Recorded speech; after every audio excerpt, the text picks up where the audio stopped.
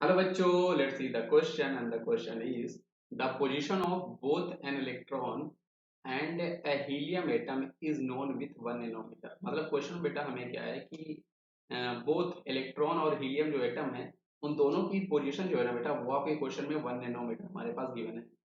Further the momentum of electron is known within 5 into 10 power -26 kg metre second. मतलब उसके बाद electron जो है बेटा उसका जो मोमेंटम है वो आपके पास क्वेश्चन में कितना गिवन है बेटा 5 इंटू 10 पावर -26 गिवन है।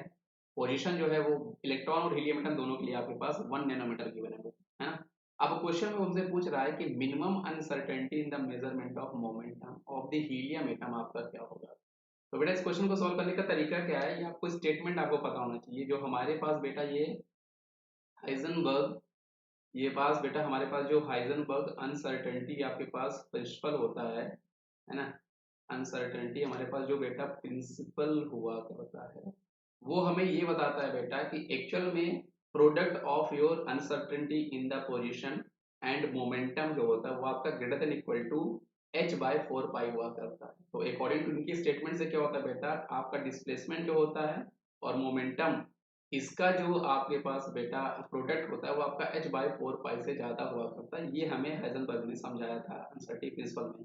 तो अगर बेटा यहाँ पर देखो आपने उसने जो रिलेशन हमसे पूछा है उसने आपको पोजीशन गिवन है और मोमेंटम आपको रिस्पेक्ट में पूछ रहा है। तो ऑब्वियस सी बात है अगर दोनों का पोजीशन सेम है तो उन दोनों का मोमेंटम भी सेम होने वाला है, क्योंकि आप यहाँ से देख सकते हो बेटा डेल्टा एक्स दोनों का सेम है और डेल्टा पी जो होगा वो भी दोनों का सेम आने वाला है, क्योंकि वो जिस चीज पे डिपेंड कर रहा है बेटा वो आपका कांस्टेंट है। आप देख सकते हो यहाँ पर h/4 पाई जो वैल्यू है ये आपकी एक कांस्टेंट वैल्यू हुआ करती है। तो ऑब्वियस सी बात है अगर किसी एटम का डेल्टा एक्स जो है वो अगर आपका सेम है, अगर आपके पास दो सब्सटेंस गिवन है उनका डेल्टा एक्स सेम है, तो ऑब्वियस सी बात है बेटा कि उनका जो डेल्टा पी होने वाला है वो भी आपका सेम होने वाला है। क्योंकि इन दोनों का जो आप प्रोडक्ट देख रहे हो बेटा वो एक ऐसी वैल्यू से greater than equal to h/4 pi है जो कि एक आपका कांस्टेंट है। ये एक ऐसी वैल्यू से ग्रेटर देन इक्वल टू है जो कि एक आपकी कांस्टेंट वैल्यू है।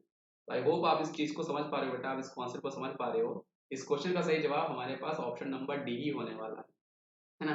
ये बहुत ही कॉमन सा आपको कॉमन सेंस लगा के इसको समझ सकते हो, क्योंकि यहाँ पर बेटा इस फॉर्मूले में जो हमारे पास ये प्रोडक्ट गिवन है डिस्प्लेसमेंट का और मोमेंटम का, वो ग्रेटर देन इक्वल टू एक कांस्टेंट वैल्यू से है।